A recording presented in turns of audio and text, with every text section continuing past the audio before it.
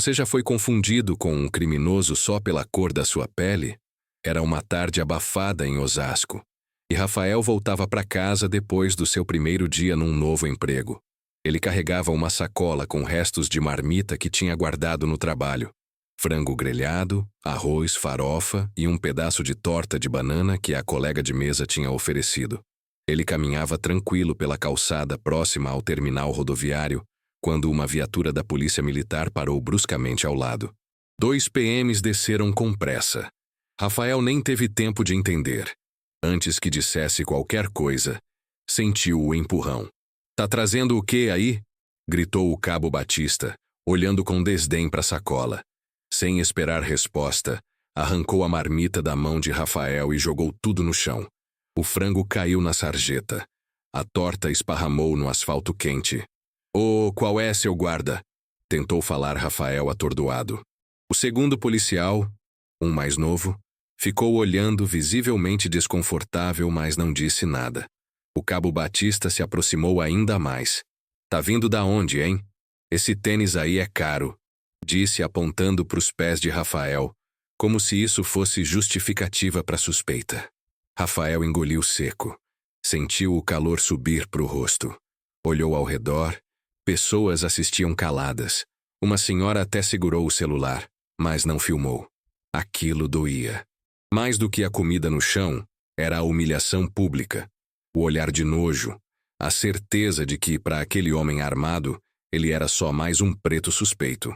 "Eu sou agente da Polícia Federal, senhor", disse Rafael com voz baixa, mas firme. O cabo riu, debochado. "É mesmo? E eu sou astronauta." Rafael respirou fundo. Lentamente, sem movimentos bruscos, tirou o crachá do bolso interno da mochila. Estendeu. E foi nesse segundo que o cabo congelou. Os olhos dele mudaram. A cor, o tom, a expressão.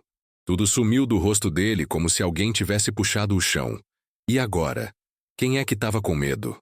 O silêncio entre Rafael e o cabo Batista durou só alguns segundos, mas pareceu uma eternidade. O crachá oficial da Polícia Federal balançava levemente entre os dedos de Rafael, refletindo o sol de fim de tarde. O brasão dourado reluzia, e a foto dele, com a mesma expressão firme que carregava agora, não deixava dúvidas. Isso é verdadeiro?" gaguejou Batista, tentando recompor a postura, mas já sem a mesma arrogância. O soldado mais jovem, que até então só observava, se aproximou por trás do colega, tentando olhar o crachá também. Rafael não se mexeu. Ainda estava com o peito apertado, o rosto quente, o estômago revirando pela comida espalhada na calçada. Ele queria gritar, queria perguntar o que teria acontecido se não tivesse aquele documento no bolso. Mas tudo que conseguiu fazer foi manter o olhar fixo no PM mais velho. "Eu estou voltando do trabalho", disse Rafael, com a voz mais controlada do que ele imaginava que conseguiria. "E fui abordado como se fosse um bandido. A troco de quê? Da minha pele? Do meu tênis?" Batista pigarreou, passou a mão na nuca, mas não respondeu de imediato. Olhou ao redor, notando que mais pessoas começavam a prestar atenção. Um senhor de boné estava parado a poucos metros, com o celular agora claramente apontado na direção deles. "Olha, senhor, é que a gente recebeu uma denúncia. Um suspeito, com mochila nas costas, andando por essa rua, podia estar armado." Rafael deu uma risada curta e amarga. "Suspeito de quê? De voltar para casa com comida?" Ele apontou para a marmita destruída. "É isso que vocês acham que é uma ameaça?" O PM mais novo finalmente falou. "A denúncia era vaga, chefe. Não tinha descrição precisa. A gente devia ter confirmado a identidade primeiro." Batista lançou um olhar duro para o colega, mas estava claro que o controle da situação tinha escapado das mãos dele. E todos ali sabiam disso, inclusive Rafael. "E agora?" perguntou ele, ainda parado, a sacola vazia balançando no vento. "Vocês vão me pedir desculpas? Vão registrar esse abuso? Ou vão fingir que nada aconteceu?" Batista abriu a boca, fechou, e depois fez o que parecia ser um esforço físico real para baixar a cabeça por um instante. "Foi um mal-entendido. Agente, se o senhor quiser, a gente pode acompanhá-lo até o terminal. Garantir sua segurança." Rafael o encarou, incrédulo. Minha segurança? Vocês acabaram de me atacar e agora falam de me proteger? Ele respirou fundo. Eu não vou discutir mais aqui. Mas isso não vai ficar assim. Ele tirou o celular do bolso e começou a tirar fotos. Da viatura, da identificação dos PMs, dos restos de comida no chão, da própria mochila suja de farofa e molho. Batista tentou interromper. Senhor, o senhor não pode... Posso sim, cortou Rafael. E vou. O PM mais novo deu 2 passos para trás, como quem não queria fazer parte daquilo. Já Batista parecia dividido entre tentar justificar ou simplesmente desaparecer dali. O senhor quer registrar um boletim? Podemos levá-lo ao batalhão. Não quero entrar em viatura nenhuma, respondeu Rafael. Eu sei muito bem como isso pode terminar. Vou direto à corregedoria. Tenho contatos lá. E a propósito, tudo isso foi filmado. Você viu aquele senhor ali? Ele não parou de gravar. Batista olhou na direção do homem de boné. Era tarde demais. O vídeo já estava feito. A imagem da marmita jogada, da abordagem sem justificativa, do crachá nas mãos de Rafael, tudo já era parte de uma história que ele não conseguiria controlar. Rafael se abaixou devagar, pegou o resto do pote de plástico sujo, a colher torta, e enfiou tudo na mochila. Seu corpo tremia, não de medo, mas de indignação. Cada músculo estava tenso. Aquilo poderia ter sido uma tragédia. Se ele tivesse reagido mal, se tivesse questionado com um tom mais alto, se tivesse hesitado na hora de pegar o crachá. Quando se levantou, olhou mais uma vez para Batista. Vocês precisam aprender a respeitar quem vocês juram proteger.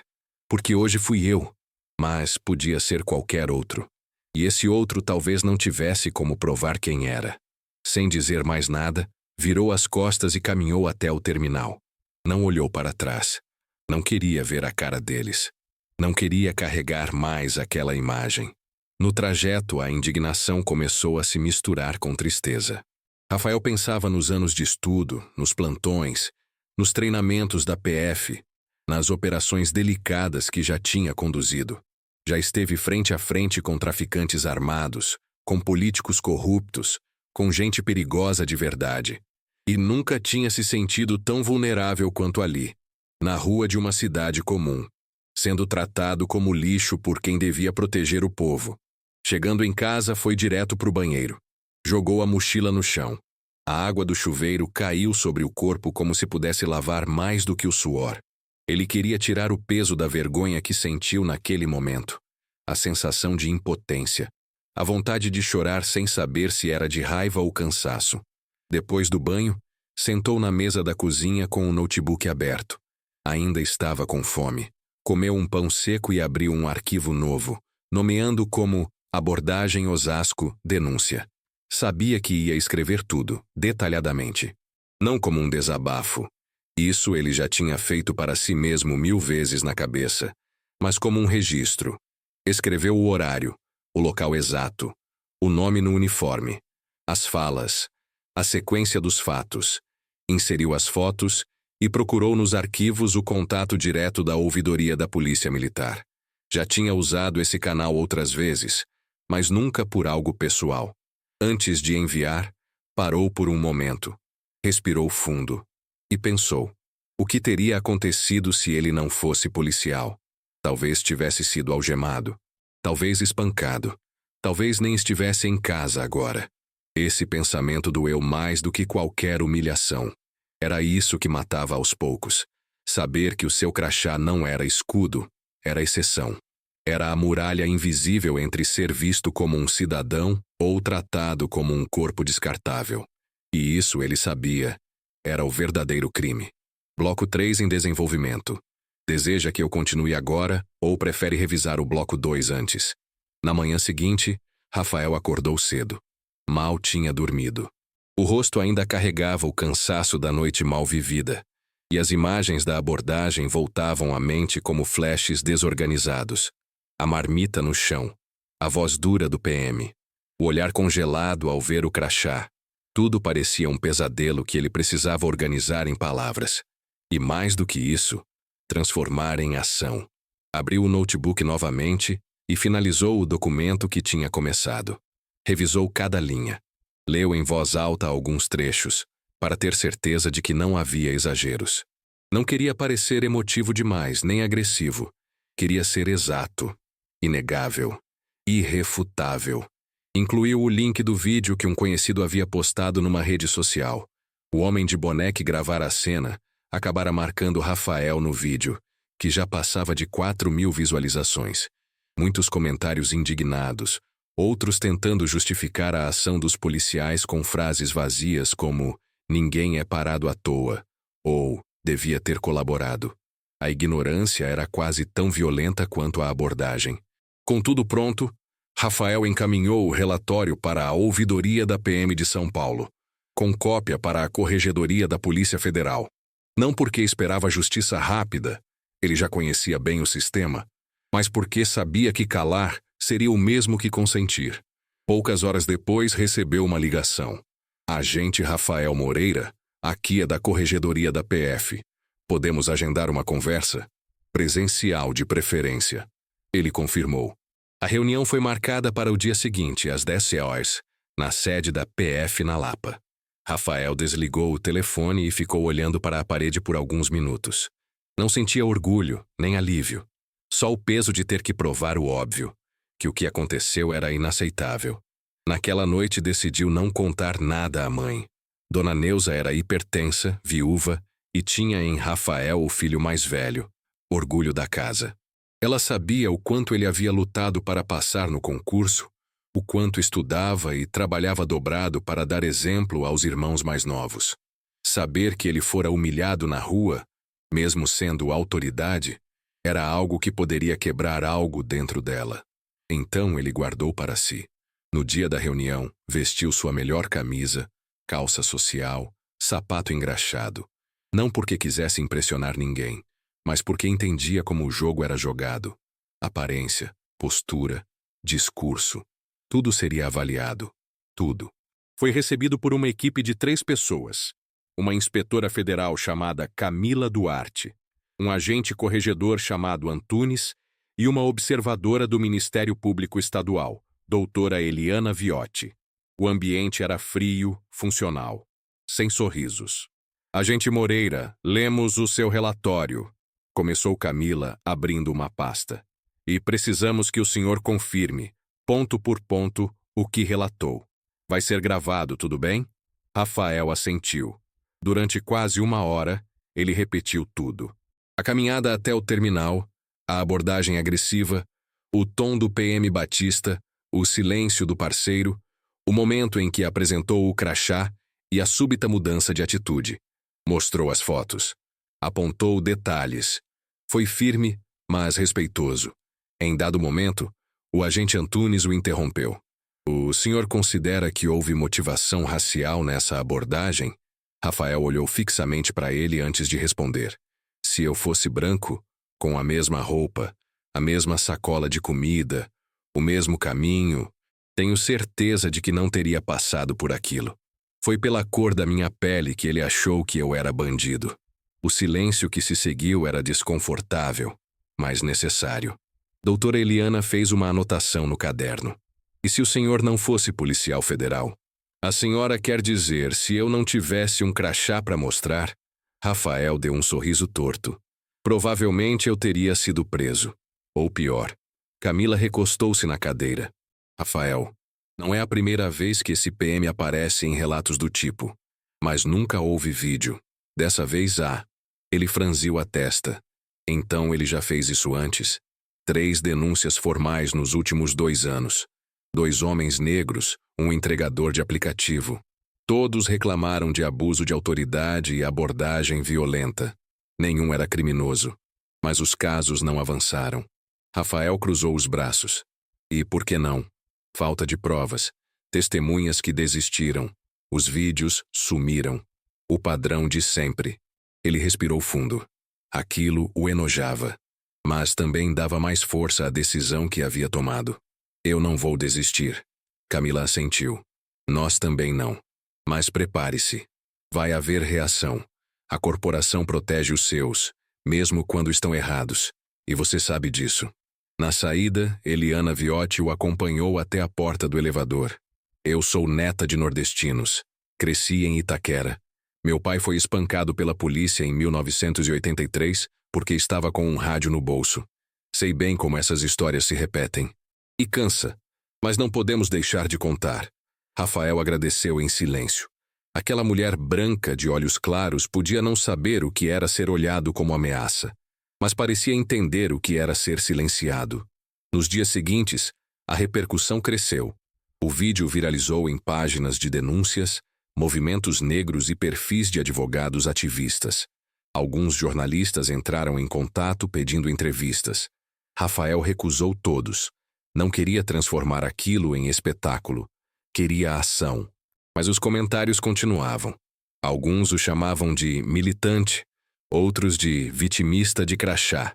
Teve até quem dissesse que ele deveria agradecer por ter sido parado. Vai que era alguém mesmo com más intenções, né? Rafael leu tudo. Não respondeu. Mas salvou os piores comentários. Sabia que o preconceito também deixava rastros digitais. E que um dia, quem sabe, esses rastros ajudariam a construir algo maior. Na semana seguinte, recebeu uma ligação inesperada. O comando-geral da PM queria marcar uma reunião com ele. Uma espécie de ouvir o outro lado, como disseram. Ele hesitou, mas aceitou. No quartel do comando-geral, em uma sala espaçosa, com ar-condicionado gelado e paredes cobertas de brasões e fotos de generais aposentados, Rafael foi recebido por 2 coronéis. A reunião foi protocolar. Pediram desculpas pelo incidente, usaram expressões como abordagem mal conduzida e falha na comunicação. Rafael manteve a calma. Não foi falha, foi escolha. Ele escolheu me ver como ameaça. E não foi a primeira vez. Um dos coronéis tentou suavizar. Agente Moreira, nós temos muito respeito pela Polícia Federal. E sabemos que o senhor não se trata do meu cargo, cortou Rafael. Se eu fosse pedreiro, entregador, professor ou desempregado, ele teria me tratado igual. É isso que vocês não querem admitir. O problema é o olhar, o julgamento automático, o racismo institucionalizado. A sala ficou muda.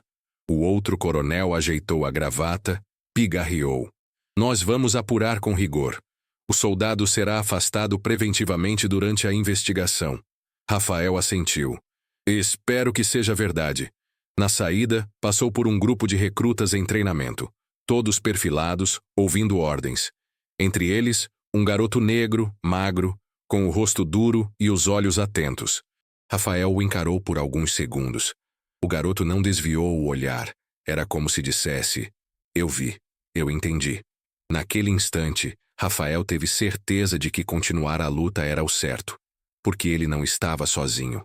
Porque aquele garoto podia ser ele ontem ou amanhã, e porque, mesmo com todo o peso, ninguém mais podia calá-lo. Dias depois da reunião com o comando da PM, Rafael percebeu que a vida havia mudado. Não que ele quisesse, não que tivesse pedido, mas a exposição, o caso, o vídeo, tudo o arrastava para um lugar onde já não era apenas o agente federal que fazia seu trabalho e ia embora. Agora, ele era o homem negro que ousou confrontar a estrutura, que não baixou a cabeça, que exigiu ser tratado com respeito. E isso tinha um custo. Começou a notar olhares diferentes nos corredores da Superintendência da Polícia Federal. Alguns colegas o cumprimentavam com firmeza, como quem reconhece coragem. Outros apenas desviavam o olhar, apressavam o passo, murmuravam bom dia, sem encarar. O silêncio às vezes dizia mais do que qualquer frase. Numa quarta-feira à tarde, recebeu uma convocação para depor na corregedoria da PM, como parte do processo contra o Cabo Batista. O ofício pedia descrição detalhada, mas Rafael sabia o que estava por trás. Não era só buscar justiça. Era também testar sua firmeza, medir até onde ele estava disposto a ir. Muitos recuavam nessa fase, mas Rafael foi. Chegou pontualmente, de terno claro e pasta preta em mãos. A recepção estava cheia de soldados e tenentes esperando por atendimentos burocráticos. Quando seu nome foi chamado, o burburinho aumentou. Sabiam quem ele era. Na sala, Um auditor militar e 2 promotores do Ministério Público Militar o aguardavam. O ambiente era mais formal, mais frio. O promotor mais velho, Dr. Sanches, começou o interrogatório. Agente Moreira, agradecemos por comparecer. Precisamos revisar alguns pontos. O senhor se lembra com exatidão do horário da abordagem? Sim, 18h42. Conferido posteriormente pelo histórico de GPS do meu celular e pela publicação do vídeo nas redes sociais. O senhor alega ter sido abordado sem motivo aparente. No entanto, houve uma denúncia registrada minutos antes indicando movimentação suspeita na região. A denúncia era vaga e não incluía nenhuma descrição compatível comigo. Roupa, direção, comportamento, nada. E mesmo assim fui tratado como um criminoso. Isso não é protocolo. Isso é abuso. O promotor trocou olhares com o auditor, depois prosseguiu. O senhor acredita que o fator racial foi determinante para a conduta do policial? Acredito não. Eu tenho certeza. Nenhuma outra justificativa explica o desprezo, a agressividade e a recusa em sequer ouvir quem eu era. O olhar dele já me condenava. Houve silêncio por alguns segundos. O auditor fez anotações, pigarreou. O senhor se lembra da expressão do policial ao ver sua identificação? Rafael encostou na cadeira, cruzou os braços, como se tivesse visto um fantasma. Não por medo, por surpresa, por vergonha. O depoimento durou quase 2 horas. Rafael foi exaustivo. Nomeou testemunhas, citou documentos, entregou as fotos, o vídeo e até prints das mensagens de apoio e ameaça que recebeu depois da repercussão. Queria deixar claro que aquilo não era um caso isolado. Era sintoma de algo muito maior. Ao sair da sala, o promotor Sanches se aproximou discretamente. Você sabe que está mexendo com algo grande, né? A maioria deixa passar, não tem coragem de seguir. Rafael olhou nos olhos dele. Pois é por eles que eu sigo. No caminho de volta para casa, Rafael recebeu uma ligação de um número desconhecido. Atendeu. É você que está querendo ferrar o Batista? Silêncio. Deixa disso, irmão. Não é só ele que você está mexendo. Esse tipo de coisa volta. Rafael desligou sem responder. Anotou o número. Guardou a gravação. Naquela noite, ao chegar em casa, percebeu que alguém havia mexido no portão da frente. Os parafusos estavam soltos e uma das câmeras de vigilância, que ele mesmo instalara, estava virada para o lado errado. Aquilo não era coincidência. Era recado. Ligou para 2 colegas de confiança da PF e relatou tudo. Um deles, Vitor, amigo de anos, foi direto. Você tá certo, Rafa, mas se prepara. Eles vão tentar te desgastar até você desistir. Eu não vou desistir, respondeu Rafael firme. O sistema só muda quando alguém decide ir até o fim. Na manhã seguinte, o vídeo da abordagem foi exibido num telejornal matinal.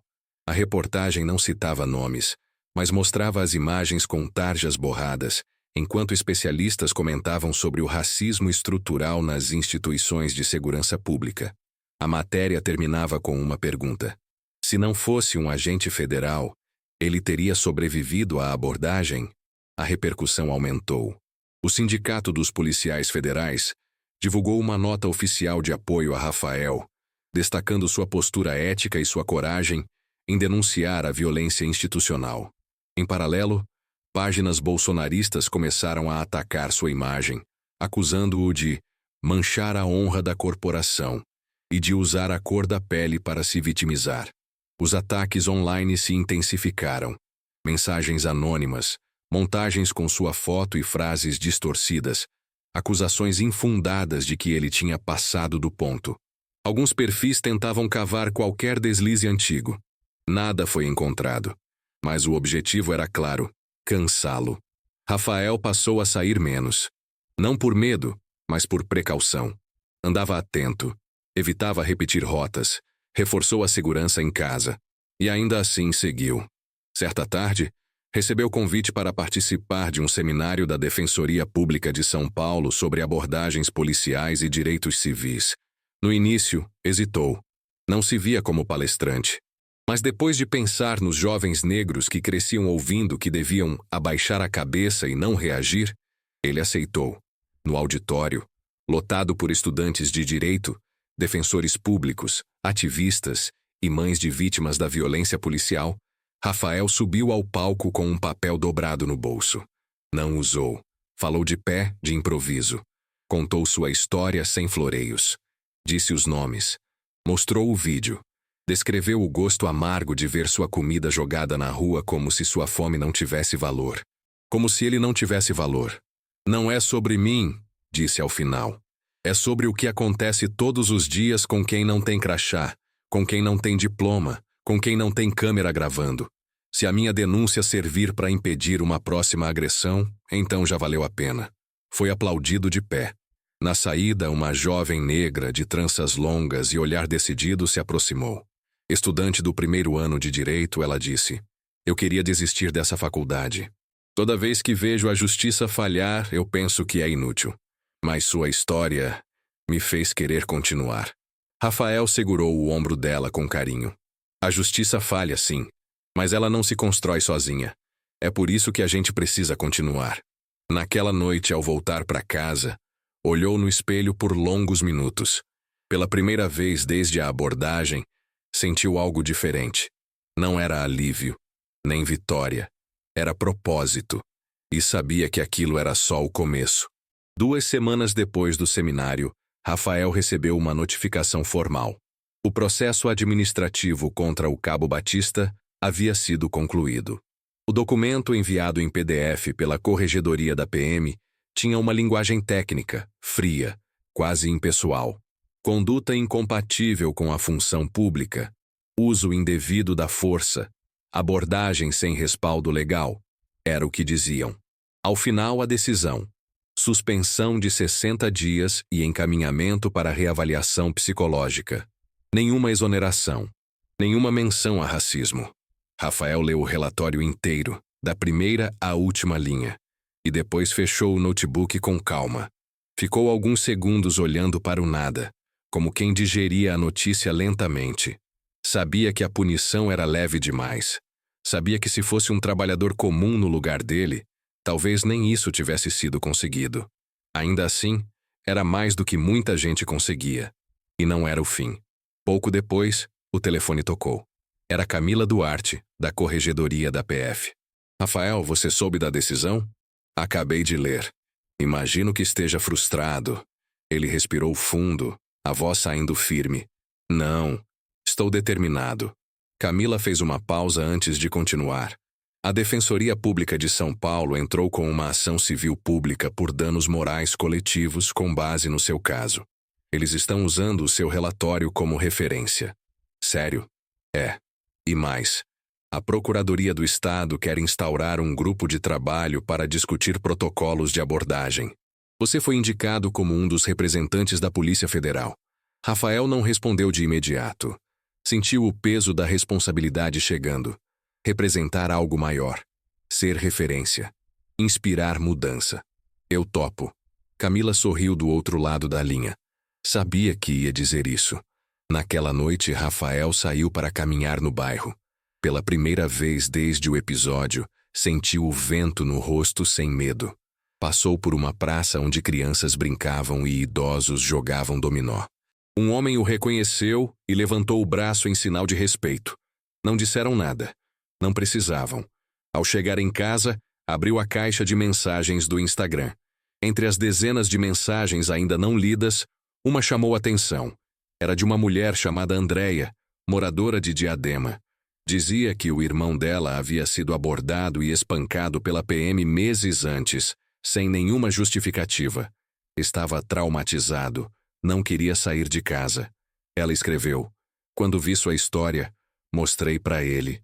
Ele chorou. Disse que pela primeira vez se sentiu compreendido. Obrigado por não ter se calado." Rafael respondeu com poucas palavras, mas com sinceridade. "Diz para ele que a gente tá junto. Que isso não vai passar em branco."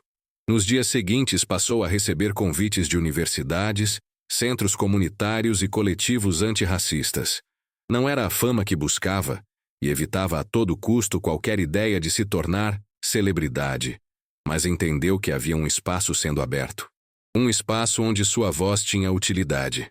Certa tarde, Foi convidado para um evento no Capão Redondo, numa escola pública que promovia debates com alunos do ensino médio. Rafael chegou cedo. Camisa polo, mochila nas costas. Preferia não ir de terno. Queria ser visto como igual. Como alguém que poderia ser o irmão mais velho de qualquer um ali. A sala estava cheia. Mais de 60 jovens, todos atentos. Quando ele começou a falar, a tensão inicial foi sumindo. Ele não usava termos complicados. Não discursava. Ele contava. Contava o que viveu. Contava o que sentiu. Contava o que mudou. O policial que me abordou não quis saber meu nome. Não me deu o direito de falar. Eu era só o estereótipo na cabeça dele. E é isso que a gente precisa quebrar.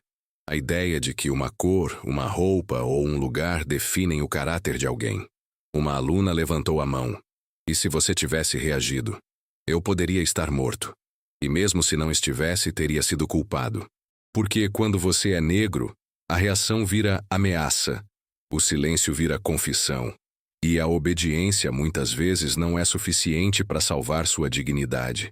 Outra aluna perguntou: o que te manteve calmo naquela hora? Rafael olhou para ela por um momento antes de responder. A raiva. Mas não a raiva que explode. A raiva que sabe onde quer chegar. Eu sabia que se eu caísse na armadilha, tudo o que eu sou seria apagado por uma manchete. Homem reage e é contido pela PM. E pronto. Fim da história. Então, eu escolhi viver. E depois lutar com as ferramentas certas. Os aplausos vieram depois. Não os de euforia, mas os de quem entende.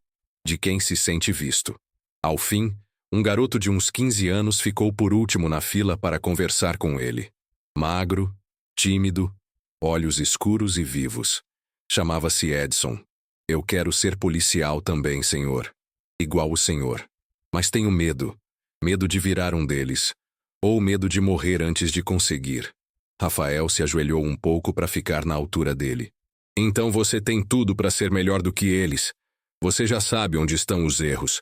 Agora só precisa lembrar quem você é, todos os dias. E nunca esquecer por que começou. Naquela noite, Rafael caminhou até a delegacia onde tudo havia começado. Estava fechada, claro. Mas ele não queria entrar. Queria apenas olhar. Sentou-se no banco da praça em frente. O local ainda tinha as marcas da violência invisível. Olhares de desconfiança, vozes baixas, passos apressados. Mas ali, naquele banco, ele entendeu que aquela história, sua história, não era mais sobre punição. Era sobre construção, sobre memória, sobre transformar dor em motor de mudança. Pegou o celular e abriu um bloco de notas. Começou a escrever. Se eu me calasse, tudo continuaria igual. Se eu aceitasse, eles venceriam. Mas eu falei, e agora não falo só por mim. Levantou-se, caminhou devagar até o ponto de ônibus. Entrou no veículo quase vazio. Sentou ao lado da janela e observou a cidade passando devagar. Ruas escuras, postes altos, motos cruzando o farol, mães com sacolas, adolescentes de fone de ouvido. A cidade seguia. Mas algo tinha mudado. E se você, que está ouvindo essa história agora, sentiu que ela podia ser a sua, ou a de alguém que você ama, então compartilha, comenta, fala. Porque toda vez que a gente se cala, outro Rafael se ajoelha na calçada.